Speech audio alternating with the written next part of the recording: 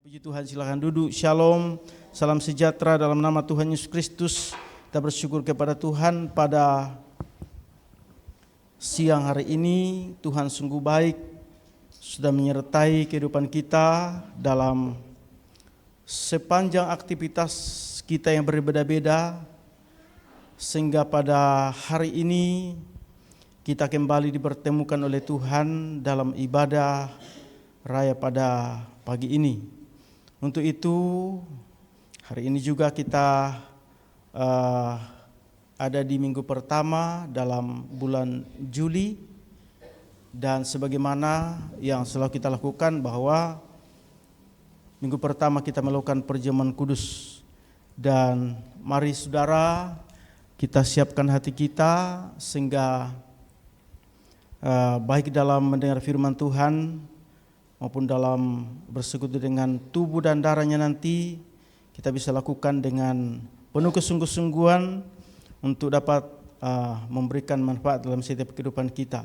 Firman Tuhan masih tema kemarin, masih sambungan firman Tuhan kemarin, yaitu tema apa pentingnya karunia nubuatan. Ya, saudara, ini tema kemarin dan pada hari ini masih bersambung, apa pentingnya karunia nubuatan. Nah, saudara, untuk itu mari kita baca terlebih dahulu firman Tuhan di dalam 1 Korintus pasal 14 ayat yang kelima, nanti langsung loncat pada ayat 39. 1 Korintus pasal 14 ayat yang kelima. Segala hormat saya mengajak kita bangkit berdiri untuk menghormati firman Tuhan. Saya bacakan di sini dalam terjemahan lama, nanti dibacakan lagi dalam terjemahan baru. Firman Tuhan berbunyi demikian. Aku suka jikalau kamu sekalian berkata-kata dengan karunia lidah, tetapi lebih lagi jikalau kamu bernubuat. Maka orang yang bernubuat itu lebih besar daripada orang yang berkata-kata dengan karunia lidah. Kecuali jikalau yang berkata-kata dengan karunia lidah itu tahu mengertikan makna lidah itu, supaya sidang jemaat itu beroleh keteguhan iman. Ayat 39, sebab itu, hai saudara-saudaraku, usahakanlah dirimu akan bernubuat dan janganlah menahan orang berkata-kata dengan karunia lidah. Puji Tuhan, silakan duduk. Dalam terjemahan baru 1 Korintus 14 ayat 5 dan ayat 39, firman Tuhan. Aku suka supaya kamu semua berkata-kata dengan bahasa roh, tetapi lebih daripada itu, supaya kamu bernubuat. Sebab orang yang bernubuat lebih berharga daripada orang yang berkata-kata dengan bahasa roh, kecuali kalau orang itu juga menafsirkannya, sehingga jemaat dapat dibangun. Ayat 39, karena itu saudara-saudaraku, usahakanlah dirimu untuk memperoleh karunia untuk bernubuat, dan janganlah melarang orang yang berkata-kata dengan bahasa roh. Iya, saudara, firman Tuhan yang kita baca pada hari ini, di mana kembali mengingatkan atau kembali meneguhkan bahwa pentingnya yaitu nubuatan. Saudara, kemarin saya sudah sampaikan kepada kita semua bagaimana caranya untuk mendapatkan nubuatan, yaitu dimulai daripada namanya baptisan Roh Kudus, kepenuhan Roh Kudus, kemudian lanjut pada namanya yaitu bahasa roh atau karunia lidah. Ya. Nah, saudara, kita memperhatikan di sini Paulus tekankan kembali lagi pada ayat 5 bahwa orang yang bernubuat itu lebih besar daripada orang yang berkarunia lidah. Kemarin saya sudah terangkan bahwa orang yang berkarunia lidah itu hanya berbicara kepada Tuhan saja, ya. Jadi ini bersifat pribadi kepada Tuhan. Nah, sedangkan orang yang bernubuat, di mana dikatakan bahwa dia sedang menyampaikan pesan-pesan Tuhan kepada seluruh sidang jemaat, ya. Itu nubuatan, makanya nubuatan itu lebih besar. Orang yang bernubuat itu lebih berharga. Dalam terjemahan lama lebih besar daripada orang yang yaitu berkarunia lidah, ya, berbahasa roh. Nah, saudara, di mana kita memperhatikan di situ bahwa Tuhan tekankan supaya kita harus memperoleh karunia nubuatan. Ini tuntutan firman Tuhan. Tuntutan firman Tuhan. Nah, bahkan ayat yang 29 kita baca tadi, 39 dikatakan, sebab itu, hai saudara-saudaraku, usahakanlah dirimu akan bernubuat, dan jangan menahan orang yang berkata-kata dengan karunia lidah. Jadi saudara, dikatakan usahakan dirimu. Bagaimana caranya? Ini firman Tuhan. Usahakan dirimu. Dan kemudian orang yang berkata-kata dengan karunia lidah juga atau bahasa roh itu jangan juga ditahan. Tapi sebagaimana yang saya sudah sampaikan pada hari Minggu, bahwa orang yang berkarunia lidah itu, ya berbahasa roh itu, saudara, kalau sudah masuk dalam penyembahan, kemudian sudah muncul karunia nubuatan, maka dia harus kontrol, dia harus turunkan volume, ya. Kenapa? Karena yang akan didengarkan itu adalah karunia nubuatan. Karena karunia nubuatan ini adalah untuk semua sidang jemaat, untuk berbicara kepada manusia. Nah, sedangkan bahasa roh sekali lagi itu adalah tujuannya hanya berbicara bersifat pribadi dengan Tuhan. Kemarin kita sudah terangkan, saya tidak kembali ke sana. Nah, kemarin saudara kita sudah terangkan, kita sudah belajar sama-sama bahwa adapun orang yang bernubuat itu bukan dibuat-buat. Ya, itu sudah dibacakan ayatnya kemarin, lebih jelas baca lagi dalam 2 Petrus pasal 1 ayat 20 21. 2 Petrus pasal 1 ayat 20 dan 21. 2 Petrus 1 ayat yang ke-20. Tetapi yang terutama sekali, hendaklah kamu ingat perkara ini, yaitu tiada suatu nubuat di dalam Alkitab itu datang daripada akal orang sendiri. Karena tiada pernah ada nubuat yang jadi dengan kehendak manusia, melainkan datangnya daripada Allah, diucapkan oleh orang yang digerakkan oleh Roh Kudus. Iya. Jadi saudara, orang yang bernubuat, di mana orang tersebut digerakkan oleh Roh Allah. Di dalam perhimpunan kita, saudara, ketika muncul karunia nubuatan, perhatikan baik-baik, itu bukan datang daripada akal seseorang. Tetapi saudara, orang yang bernubuat itu menurut saudara daripada kitab Petrus, bahwa orang itu di mana diilhami oleh Roh Kudus. Roh Tuhan yang berkata-kata dalam dirinya. Ya, kemarin saya sudah sentil bahwa saudara, nubuatan itu ada 3 macam. Ya, pertama yaitu Roh Kudus mengilhami. Jadi apa yang disampaikan oleh orang yang bernubuat, sebentar nanti kita masuk dalam penyembahan, ya, saudara, siapa yang bernubuat itu digerakkan oleh Roh Allah. Nah, ketika dia menyampaikan sesuatu, maka itu yang diilhamkan oleh Roh kepadanya, itu yang disampaikan. Kemudian yang kedua, orang bisa bernubuat atau nubuatan melalui bisikan, ya bisikan. Jadi hanya dia mendengarkan. Apa yang disampaikan itu sesuai dengan apa yang dibisikkan di telinganya, ya. Itu nubuatan yang kedua. Kemudian nubuatan yang ketiga, ini yang paling tinggi, yaitu membaca tulisan. Ya, tapi ini plus dengan penglihatan, ya. Jadi orang yang bernubuat itu saudara, nubuatan yang sudah termasuk tingkat tinggi, di mana dia yaitu berkata-kata sesuai dengan tulisan yang terpampang di depannya. Dia tutup mata jasmaninya, tetapi di dalam alam roh dia melihat satu tulisan. Nah, ini yang bagus ini. Kenapa saudara? Karena menurut dalam pelajaran bahwa untuk membedakan mana tulisan daripada setan, mana tulisan daripada Tuhan, itu ada perbedaan. Kalau tulisan daripada kuasa kegelapan, kalau orang yang baca poster itu saudara, maka itu hitam. Kemudian yang dari Tuhan itu semuanya tulisan emas. Nah, sehingga orang yang bernubuat yang melihat poster ini, saudara, itu yang dibaca hanya yang ada dengan tulisan emas.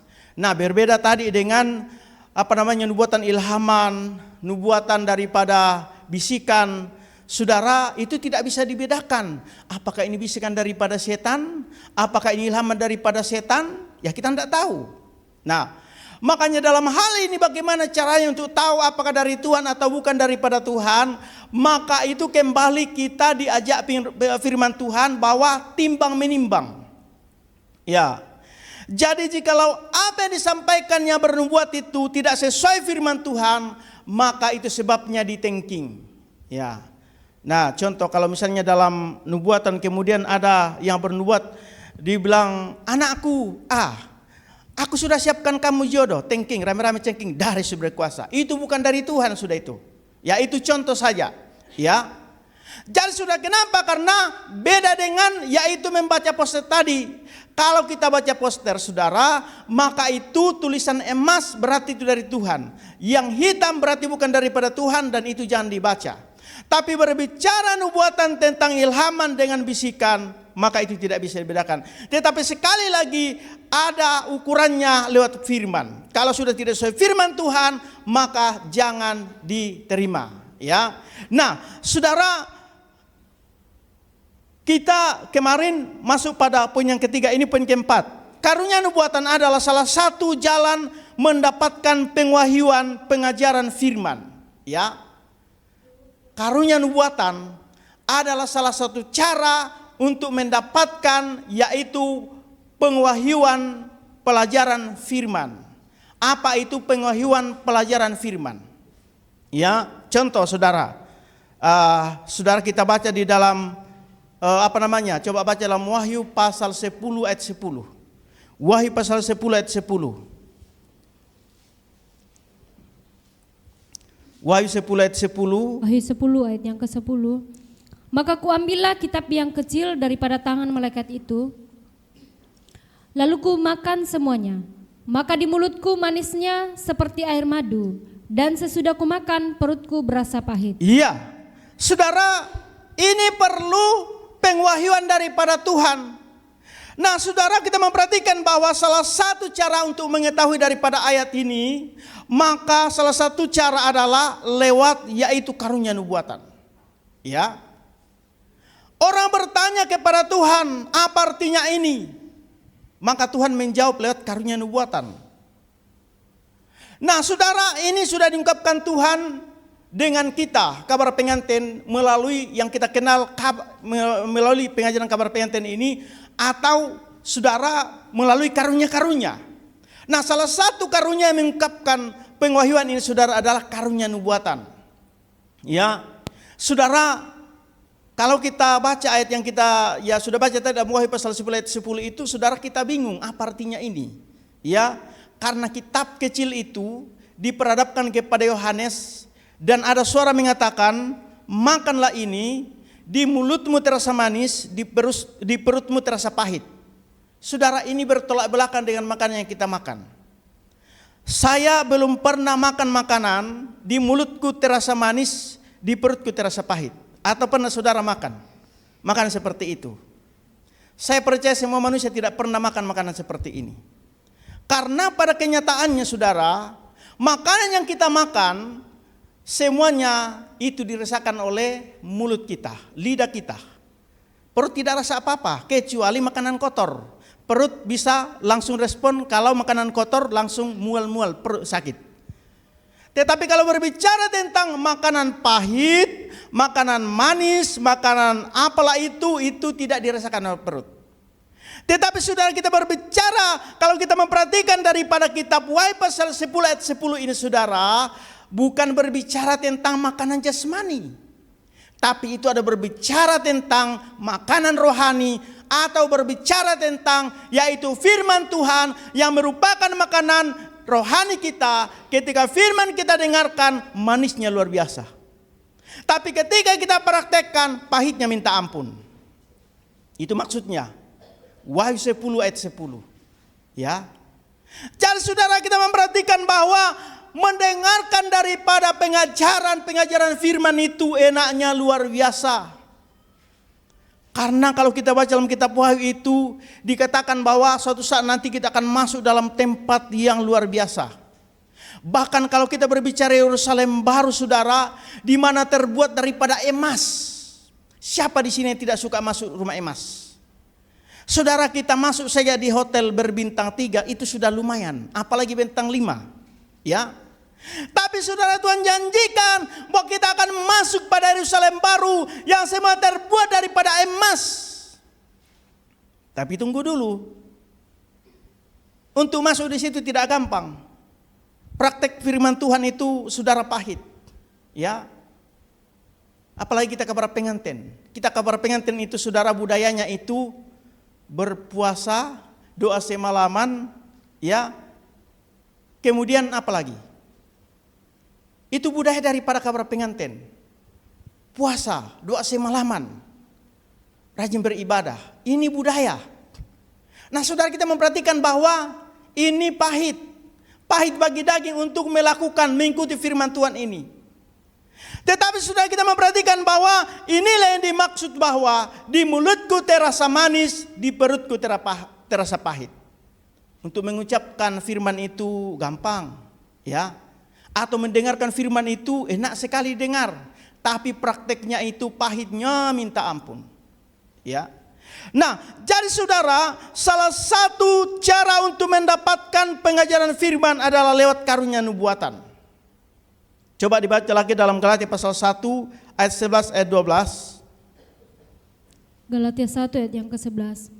Karena aku memaklumkan kepadamu, hai saudara-saudaraku, bahwa Injil yang telah kuberitakan itu bukanlah pendapatan manusia, karena bukannya aku ini sudah menerima dia daripada manusia, dan bukannya pula ia itu kupelajari, melainkan oleh wahyu daripada Yesus Kristus. Iya, jadi Paulus tekankan kepada orang Galatia bahwa apa yang disampaikan itu bukan yang sudah dipelajari daripada manusia. Paulus pernah berguru dengan Gamaliel. Saudara, Paulus pernah menempuh yang namanya duduk di bangku kuliah. Tetapi dia katakan bahwa bukan itu disampaikan, tetapi yang disampaikan adalah wahyu daripada Tuhan. Sekali lagi, salah satu cara untuk mendapatkan wahyu pelajaran firman adalah karunia nubuatan. Ya, saudara, apa itu wahyu pelajaran firman?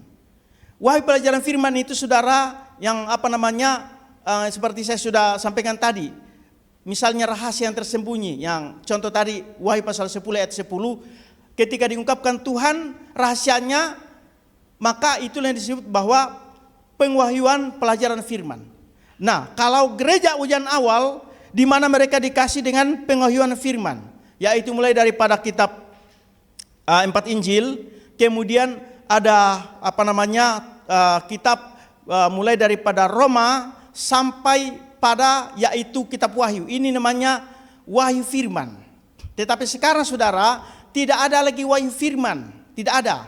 Yang ada adalah wahyu pelajaran firman. Artinya bahwa di dalam 66 kitab itu banyak rahasia-rahasia yang belum Tuhan ungkapkan, banyak saudara.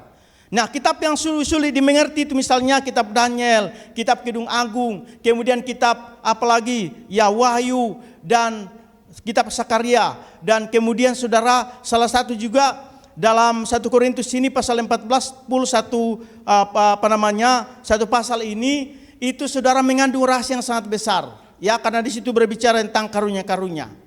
Nah, bersama dengan peraturan-peraturannya di situ.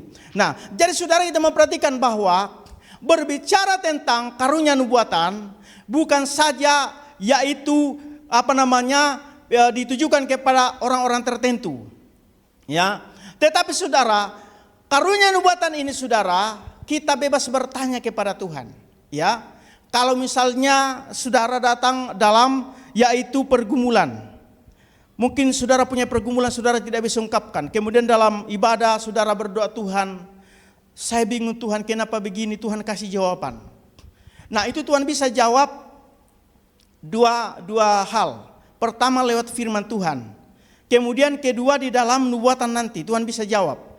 Ada beberapa contoh jemaat, kesaksian daripada jemaat bahwa dia membaca ayat, kemudian dia bingung apa artinya ini Tuhan. Dia bingung. Nah, tetapi saudara, di dalam penyembahan, dalam nubuatan itu diungkapkan bahwa arti daripada firman-Ku dalam kitab ini, ayat ini, bla bla bla bla bla. Jadi saudara, orang itu mendapat jawaban daripada Tuhan lewat karunia nubuatan. Nah, adakah di antara kita di sini seperti itu? Tuhan, ayat ini saya bingung, apa artinya? Kalau saudara berdoa sungguh-sungguh kepada Tuhan, maka Tuhan pasti akan mengungkapkan lewat saudara, apakah lewat khotbah atau di dalam nubuatan nanti. Nah, kemudian saudara, orang yang punya karunia nubuatan, di mana dituntut Tuhan menjadi bendahara yang baik. Ya, sekali lagi, orang yang punya karunia nubuatan, dituntut Tuhan harus menjadi bendahara yang baik. Saya tidak baca dalam Alkitab di Alkitab bahwa orang yang punya karunia penglihatan itu dituntut Tuhan jadi bendahara yang baik. Orang yang punya karunia lidah itu dituntut Tuhan menjadi bendahara yang baik. Tetapi satu-satunya karunia yang dituntut Tuhan untuk menjadi bendahara yang baik adalah karunia nubuatan. Kenapa? Karena ayat yang kita baca tadi, orang yang bernubuat lebih besar. Kenapa lebih besar? Karena dia memberikan nasihat, memberikan penghiburan, memberikan kekuatan, menguatkan sidang jemaat.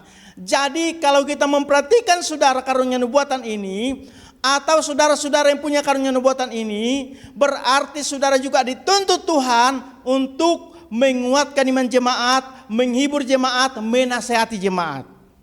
Ya, karena saudara punya karunia nubuatan.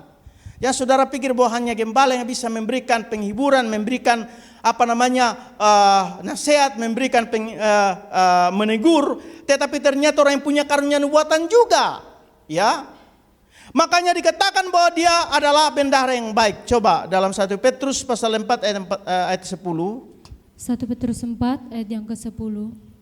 Maka sekedar karunia yang ada pada masing-masing, hendaklah melayani di antara kamu sendiri seperti bendahari yang baik yang berpegang atas berbagai-bagai anugerah Allah. Iya. Jadi ingat baik-baik, yang punya karunia nubuatan dituntut Tuhan menjadi bendahara yang baik. Kalau dalam perusahaan, seorang bendahara tidak menjadi bendahara yang baik, maka dia akan dipecat.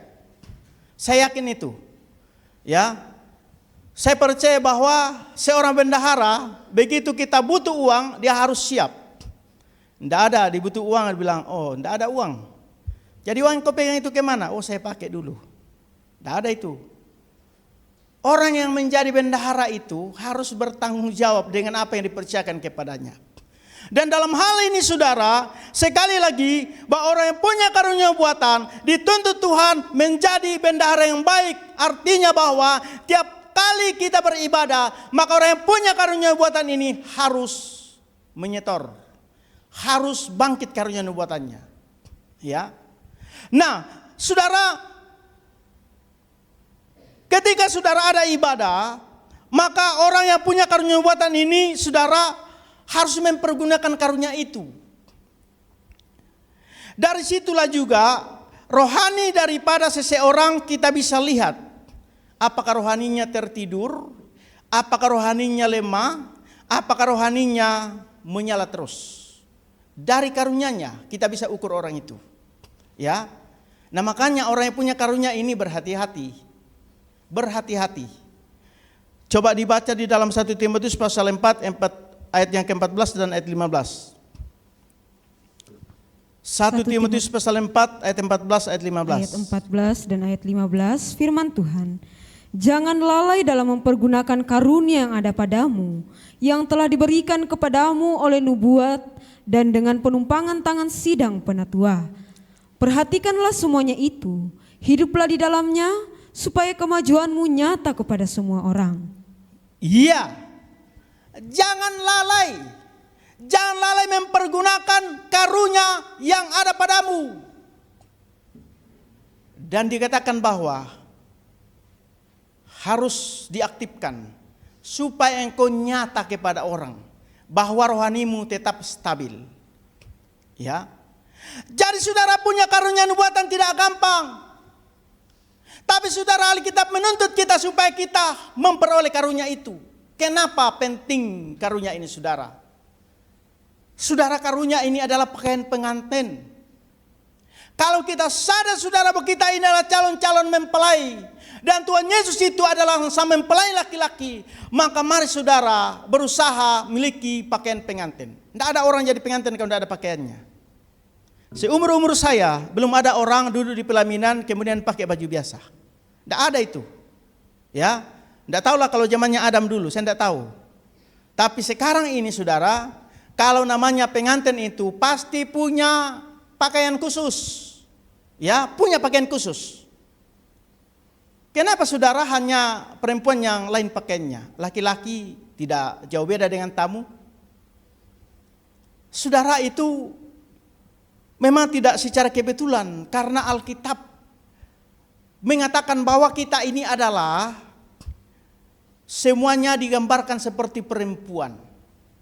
Mau itu pendeta, laki-laki, perempuan, semuanya diibaratkan perempuan yang akan bersanding dengan Tuhan Yesus, sang mempelai laki-laki. Saudara, baptisan roh, kepenuhan roh, bahasa roh, karunia nubuatan, karunia penglihatan, dan beberapa karunia, semuanya itu adalah berbicara kekayaan-kekayaan rohani. Ya. Jadi saudara, kalau orang bertanya apakah engkau kaya rohani, ya lihat aja daripada orangnya. Apakah dia sudah punya baptisan Roh Kudus? Apakah dia sudah punya karunia-karunia? Karena ini kekayaan-kekayaan rohani saudara, yang harus kita miliki. Ya.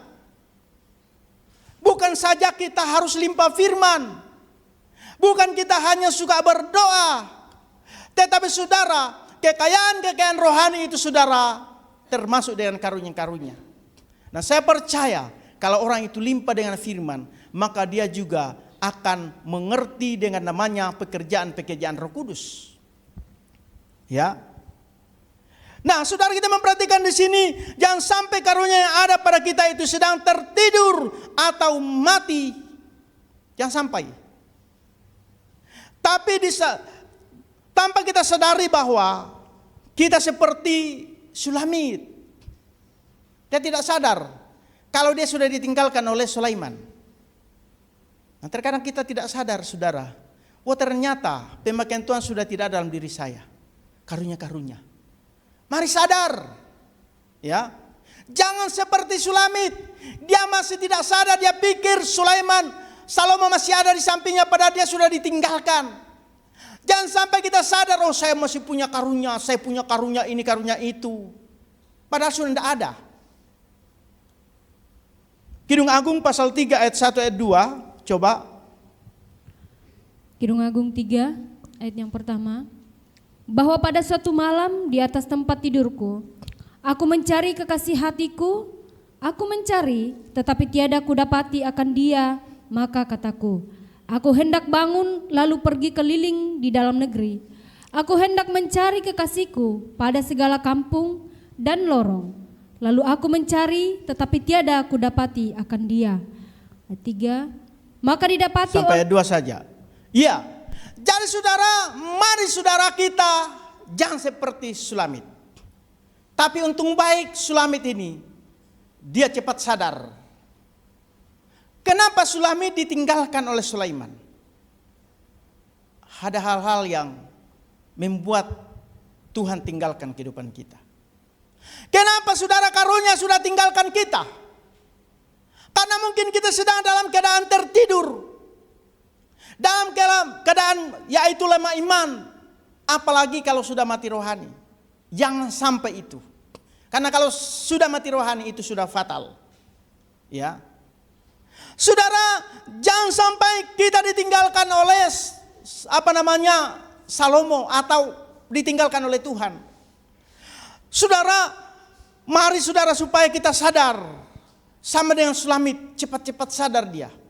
Tapi salahnya dia cari Salomo ke lorong-lorong. Ini ada pelajaran khusus. Saudara, Tuhan tidak ada di lorong-lorong. Tuhan ada di istana. Kalau saudara kita kehilangan karunia, jangan cari tempat lain. Tapi saudara, mari kita cari dalam doa. Kita cari dalam doa puasa. Kenapa begini Tuhan? Kenapa saya hilang? Sadarkah saudara bahwa Kalau saudara sampai kehilangan karunia, maka dalam pelajaran tentang yaitu imam-imam, itu dikatakan bahwa imam-imam tidak diperbolehkan menikah dengan janda. Saudara, Tuhan Yesus adalah imam besar. Dan orang yang kehilangan karunia itu diibaratkan orang janda. Saudara, tidak gampang punya karunia. Tidak gampang. Karena ketika kita karunia dan kita tidak jaga, kalau sampai kehilangan, maka itu fatal. Karena kita diibaratkan seperti janda, yang tidak mungkin imam besar Yesus mau menikah kepada kita. Untuk itu menjadi seorang pengantin tidak gampang. Menjadi pengantinnya Tuhan tidak gampang. Kita ini calon-calon pengantin. Mari saudara lihat, kenapa kita begini-begini saja? Karena memang menjadi pengantin itu tidak gampang. Pengajarannya itu saudara, ampun-ampun, pahitnya. Makanya orang susah masuk di dalam kabar pengantin. Tapi saudara lihat di gereja lain. Kalau di gereja lain ini mungkin sudah lama dirombak ini gereja ini. Tetapi saudara, memang dalam pengajaran memang sudah disampaikan begitu. Bahwa untuk menjadi pengantin itu memang tidak gampang. Tetapi satu saat nanti dalam kegerakan besar, maka pengajaran kabar pengantinnya akan memimpin kegerakan besar. Dia akan memimpin kegerakan besar. Ya, pengajaran kabar pengantin.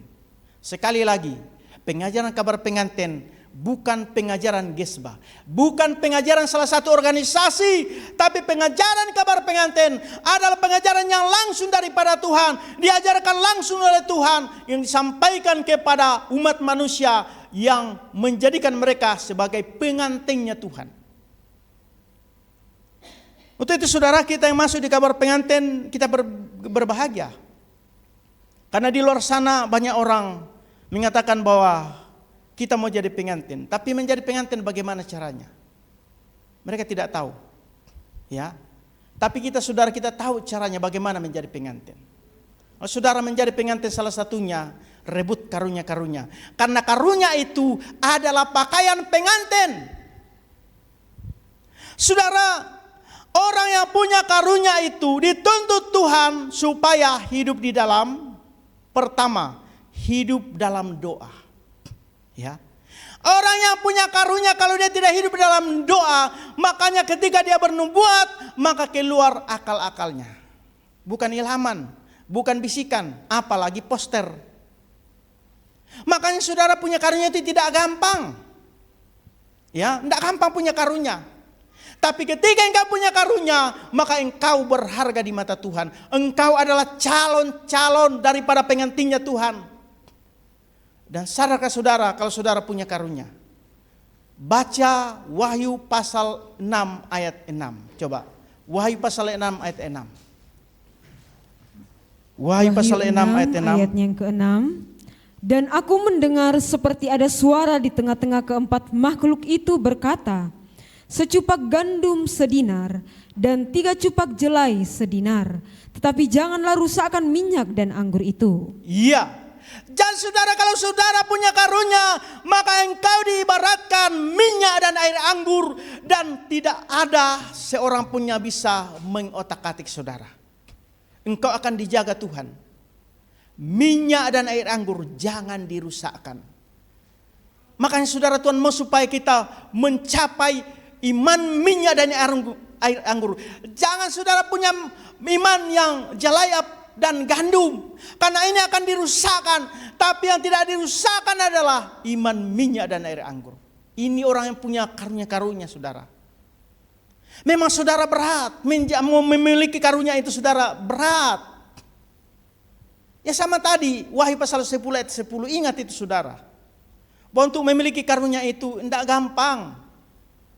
Kalau kita mendengar karunia itu enak didengar. Kalau kita melihat penglihatan itu enak, luar biasa. Apalagi yang sudah sampai di aras.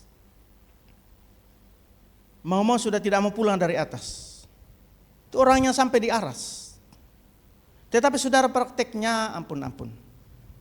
Salah satu Tuhan yang punya karunia adalah dia hidup dalam doa. Ya. Orang yang tidak hidup dalam doa, makanya seringkali nubuatannya bertentangan dengan firman Tuhan. Akhirnya kalau jemaat sudah mengerti tentang nubuatan itu, begitu dia bernubuat, rame-rame jemaat Darius berkuasa, Darius berkuasa. Karena tidak sesuai firman Tuhan, itu harus dithinking. Ya. Kemudian yang kedua, dia harus hidup dalam doa puasa. Ini bukan berarti setiap hari saudara puasa, beda doa. Kalau doa itu suka tidak suka, harus tiap hari berdoa. Bahkan kalau menurut Alkitab, ya 3 kali. Tapi saya selalu katakan bahwa terserah saudara. Bangun komunikasi. Mau tidur, bangun komunikasi. Kalau ada waktu, bangun komunikasi dengan Tuhan. Ya, tergantung kita bagaimana cara kita datang kepada Tuhan. Karena Tuhan itu kita butuhkan. Saya percaya kalau saudara membutuhkan seseorang, sesibuk apapun saudara, pasti meluangkan waktu untuk menghubungi dia, entah lewat HP, lewat telepon, entah lewat WA. Kenapa? Karena saudara butuh orang itu. Sama dengan Tuhan. Saudara yang butuh Tuhan, bukan Tuhan yang butuh saudara. Ya. Jadi harusnya kita memberikan waktu kepada Tuhan. Kalau puasa, ya terserah saudara. Yang penting dalam seminggu itu saudara harus berpuasa. Yang punya karunia, ya, saudara. Untuk itu saudara, ini penting. Kami sebagai hamba Tuhan, ya saya di sini, saudara itu sudah berapa tahun itu saya punya puasa pribadi itu hari Rabu, ya, puasa umum hari Jumat. Kenapa saya lakukan demikian?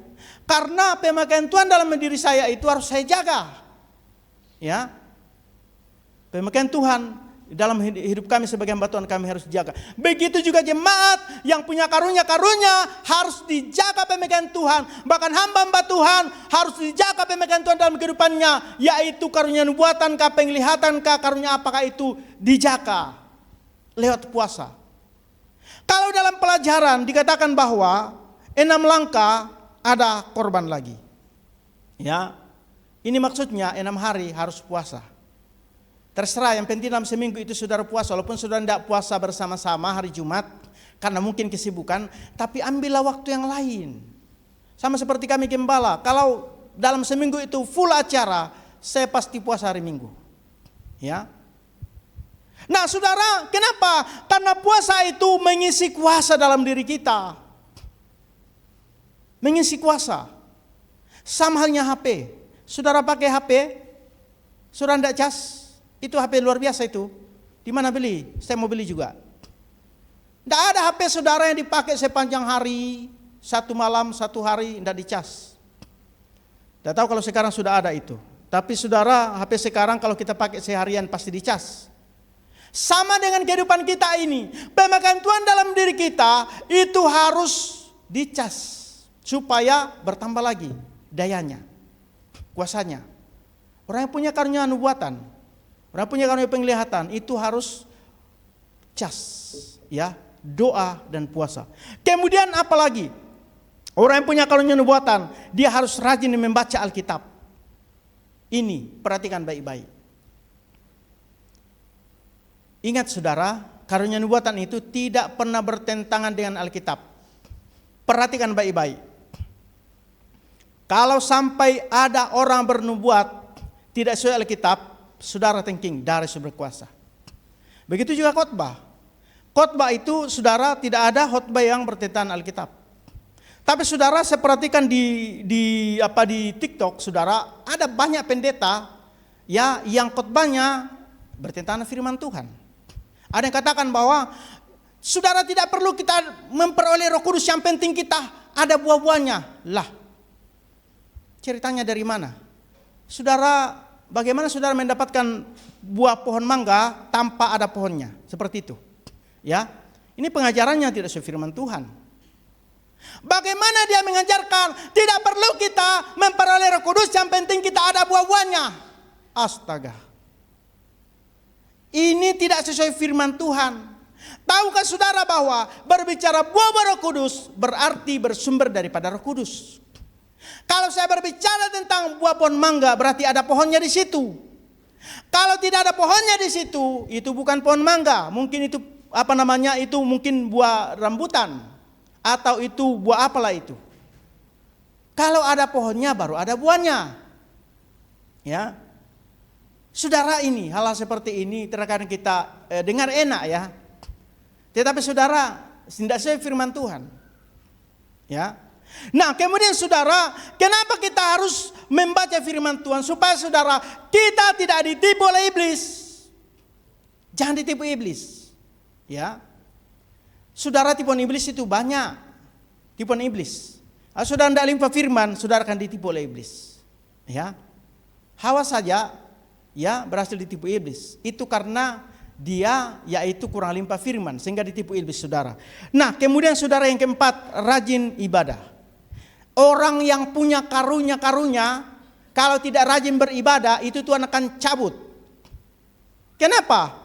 Karena tujuannya Tuhan memberikan karunia itu supaya dipergunakan di ibadah, bukan di tempat kerja. Bukan untuk pribadi diri sendiri, beda dengan karunia lidah.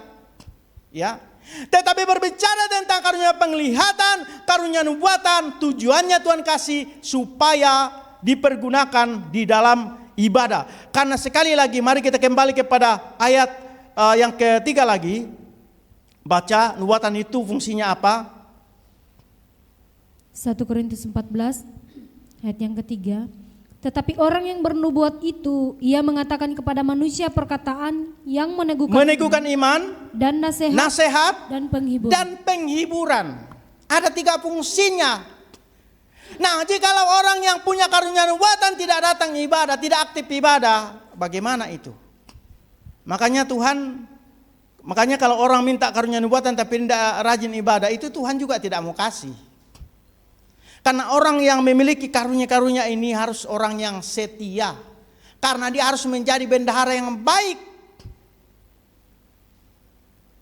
Perhatikan baik-baik. Saudara punya karunia tidak gampang. Tapi Tuhan tuntut, ya, supaya kita memiliki karunia-karunia itu. Nah, untuk itu saudara, kita memperhatikan di sini bahwa orang yang memiliki karunia-karunia ini sekali lagi, maka dia harus rajin di dalam doa dan puasa, rajin baca Alkitab dan rajin beribadah. Jikalau orang melakukan ini saudara, Tuhan pasti pakai orang itu. Ya. Nah, kemudian saudara, kita masuk pada peraturannya. Sedikit lagi firman Tuhan, peraturan dalam penyembahan. Dalam penyembahan, mungkin ada yang bertanya, kalau dalam penyembahan berapa orang kira-kira bisa bernubuat? Ya, ini pertanyaan. Ya, kita harus dengar firman Tuhan. Orang yang bernubuat di dalam sekali ibadah itu setinggi-tingginya 3 orang. Coba dalam ayat yang ke-29. 1 Korintus 14 ayat yang ke-29. Dan biarlah 2 atau 3 orang yang bernubuat itu berkata-kata, dan yang lain-lain itu menimbangkan kata-katanya. Iya. Jadi setinggi-tingginya 3 orang, tidak boleh 4. Saya pernah mendengar waktu kami sekolah kitab dulu di Makassar, ada kami punya teman-teman pergi menjalankan basar di salah satu gereja. Sampai di gereja itu mereka ibadah.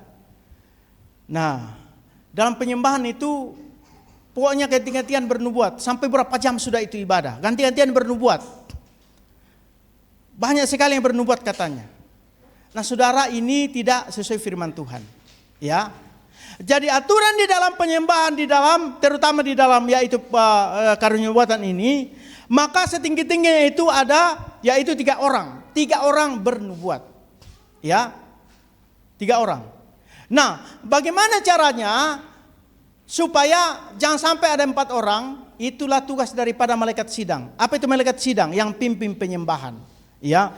Kemudian yang kedua, kalau dalam penyembahan muncul 2 orang yang bernubuat bersamaan, kira-kira yang mana yang akan terus? Kan karena dalam penyembahan itu muncul 2 orang serentak. Perhatikan baik-baik. Ini adalah tugas daripada malaikat sidang untuk memperhatikan mana yang paling pertama bernubuat.